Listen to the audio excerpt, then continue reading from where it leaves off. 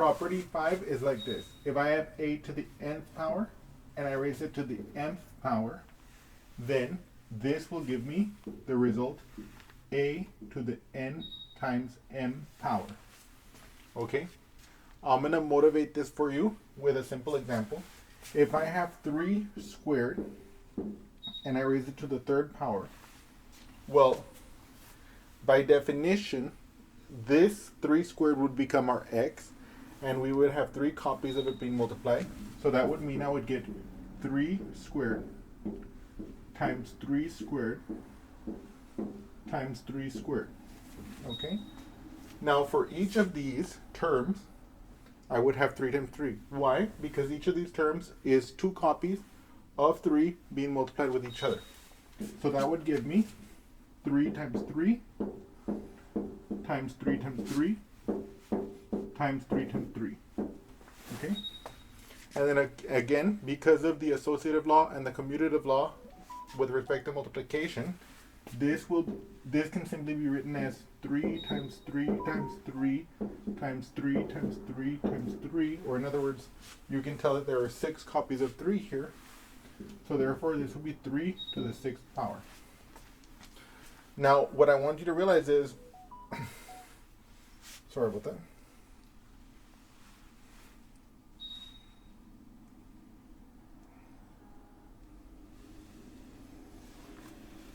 What you can see here is that if I had just followed this rule, I would have immediately gotten the answer, because 3 squared raised to the third power, if I follow this rule, would be 3 to the 2 times 3 power. What's 2 times 3? 6.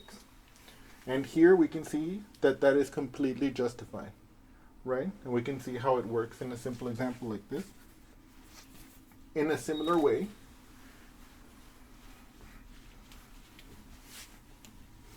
if I was looking at the example x squared raised to the 4th power, you can see that this would be the same thing. This would be 4 copies of x squared multiplied with each other. So that would be x squared, x squared, x squared, x squared.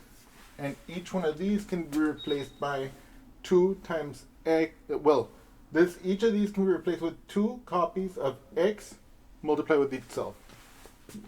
So that would be x times x times x times x times x times x times x times x. And then, again, because of the associativity and commutativity of multiplication, we can see that this is simply 8 x's being multiplied together. So x times x times x times x times x times x times x. Let me see, 1, 2, 3, 4, 5, 6, 7 times x. 8 x's. And if I have 8 copies of x's being multiplied, I know that that's x to the 8th power. Again, that is completely consistent with what I would have expected if I use this rule directly. Because 2 times 4 would be 8, which is exactly what we get here. Now, I'm going to show you how this works in general. Again, what I'm about to write is not a formal proof. There's a lot of details that you would need to handle. But I just want to show this to you so you get an idea of how this works. If I have x to the n raised to the m power, then what we can see is that I'm going to have m copies of x to the n being multiplied together. So I'm going to have x to the n times x to the n dot dot dot times x to the n, where there are m copies of x to the n being multiplied together. But then for each one of these parentheses, this is exactly x. Each one of these is n copies of x,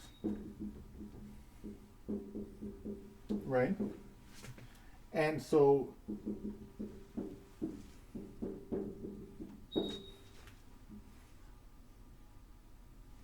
right? And I have m of them. So we recall from elementary school that, for example, if you have, let's say 3 times 4, what does this mean? this means at least one interpretation of it is the repeated addition interpretation. So that is, I can interpret this as 3 plus 3 plus 3 plus 3, right? That I'm adding 3 with itself 4 times. Here, I'm adding n with itself m times. And so I can rewrite that, instead of writing that as n plus n plus n m times, I can see that as just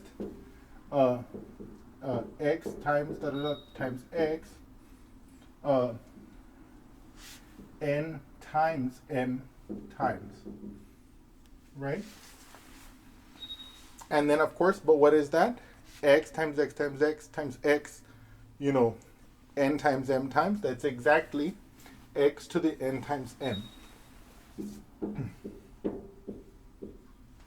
And so you can see that this reasoning, you can see from this reasoning that this property is fully justifiable, and I want you guys to feel comfortable using it.